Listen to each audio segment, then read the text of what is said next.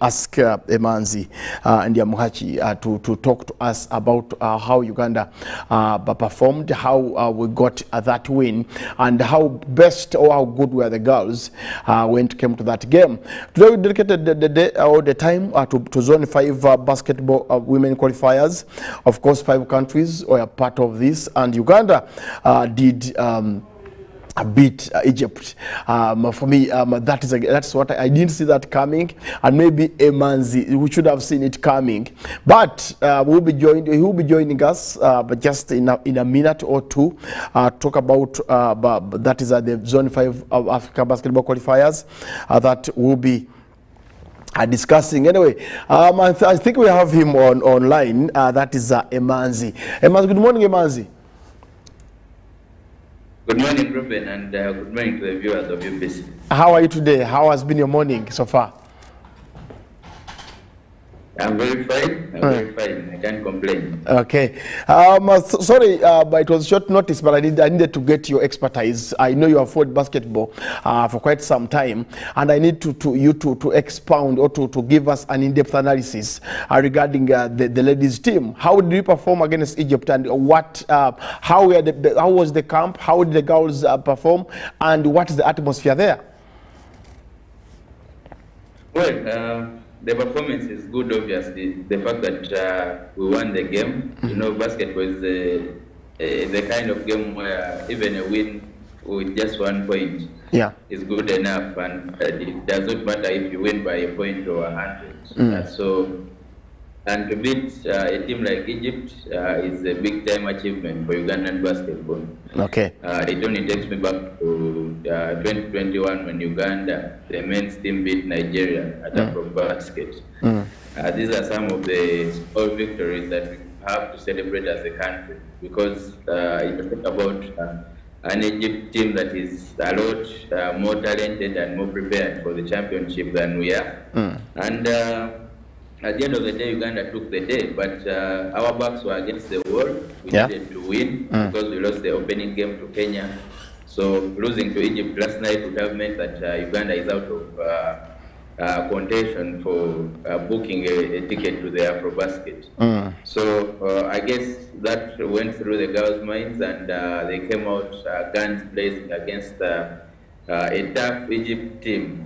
And somehow managed to hold on, because Egypt had staged a comeback late, and Uganda just held on to win by a point. So it was a big win, and we can only wait to see what the team does against South Sudan today. Okay, let's break the team performance down, Emanzi. Let's look at the starting 5. How did they perform? Well, first of all, there were changes to the starting 5. If you remember, in the first game, the coach looked like he had gone with the same lineup and just added Maria Najuma and Janon Odo, who is the naturalized player. And we had, of course, Rita Imanishimwe, Flavio Kecha, and Hope Akelo completing that lineup. But yesterday, he made some changes and started with Evelyn Nachinji, who many people look at as the next big thing for Ugandan basketball, and Brenda Ekon. And I think from just the lineup, it was very clear that the coach wanted a running game, a very fast transition game. And indeed, Brenda Ekon gave a tough time to the Egyptian defense, because every time she got an outlet, she was running to the basket, and it's very hard to stop her in transition. So, of course, Janon Odo, who was our best performer in the first game, again put up another good performance, scoring should be 27 points and picking 14 rebounds on the night. So it was a good performance overall when you look at what Hope Akelo did, even when she was in foul trouble for the biggest part of the second half. Managed to stay on the floor and put up a big performance. So it was a night where Uganda needed a performance from almost every player. And you would say that every player that stepped onto that floor actually gave something to the coach. The man had reduced his rotation to about 8 players. I think until Maria Najuma fouled out, and then that's when Sarah again got a chance to step on. But when you look at Bridget Abe, when you look at Brenda Ekon, when you look at Flavio Keto, who also came off the bench in this one, everyone who stepped onto that floor gave a good account of themselves. In the end, it was a very big win for Uganda. Okay, and but that the Sudan game today, if Sudan win, what does it mean for Uganda?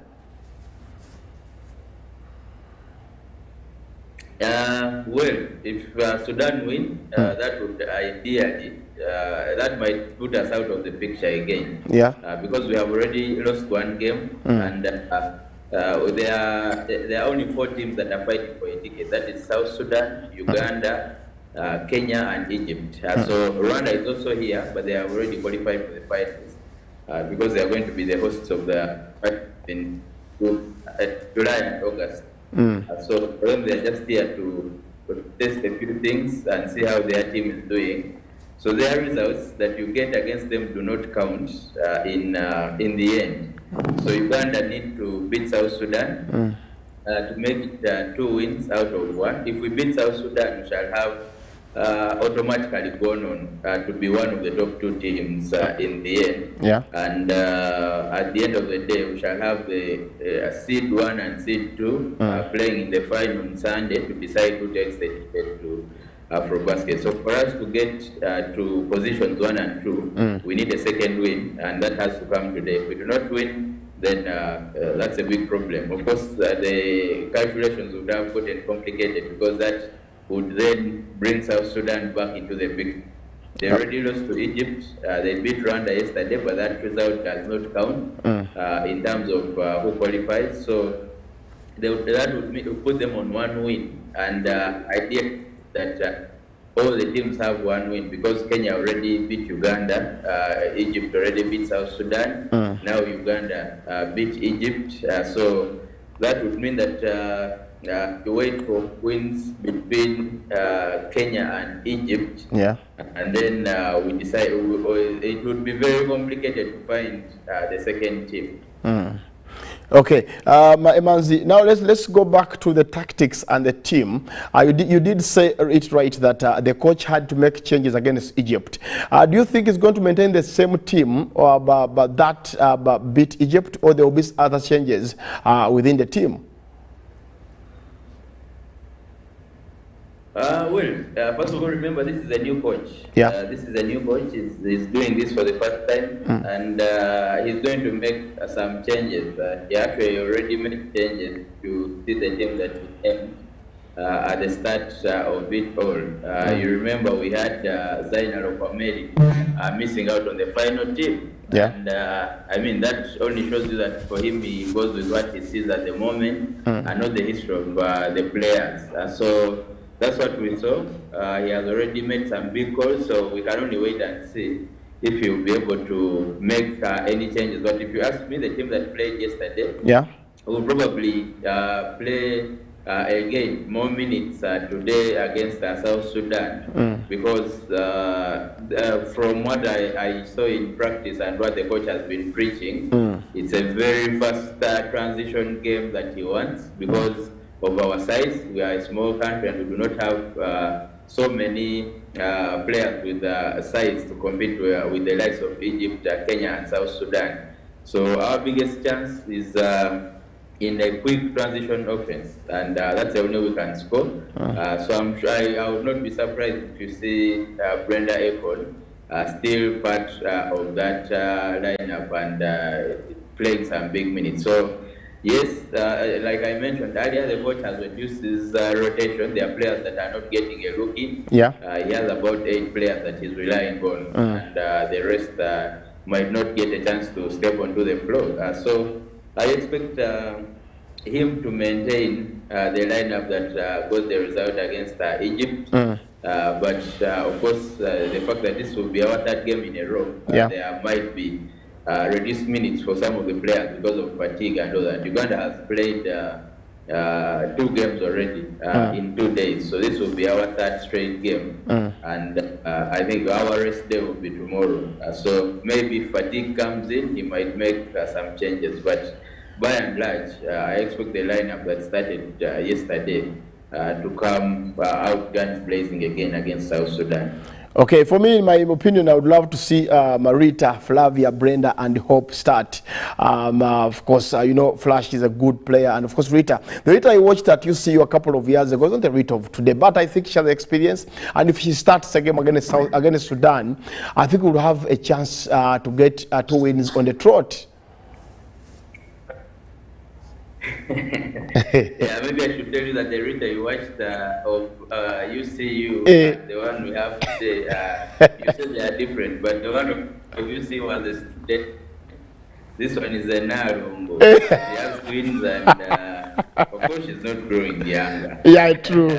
True. For me, the one of you. She's doing well. She still actually got results. If you remember the game against Kenya, when we could not find offense, she tried to get her shot, got her some rhythm in the 3rd quarter especially. So I think everyone has tried to give their best, and Rita is one of those. Some of the things that we might not pay a lot of attention to is the kind of defense that we played yesterday. Yeah. Because with about 13 seconds to play, Egypt had possession and we were leading by just a single point. So at least Egypt is a team with a lot of experience that could have won that game. But the girls put their bodies on the line, played some good defense down the stretch, and made sure that Egypt did not get that basket that they were looking for to win the game. So credit to them. Rita might not score a lot, but she's been doing some good defensive work on that side. And at the end of the day, that's what it takes for you to qualify for AfroBasket. It's one thing to defensively, but basketball is a game of I mean, you attack and then you go to defend. So, and you're only 5 on the floor, so each one has got to guard someone. So I think she was doing a good job defensively, and we can take that. If she can give us a good game on offense, well and good. But for now, I think all the girls are actually putting in the work. Okay, thank you so much, Manzi, for that update. Of course, we would get back to maybe tomorrow, talk about the Sudan game. Thank you so much for joining us this morning, and hopefully we'll get you tomorrow. Thank you, Glenn. Okay, please take care. And that was one of the best reporters when it comes to basket.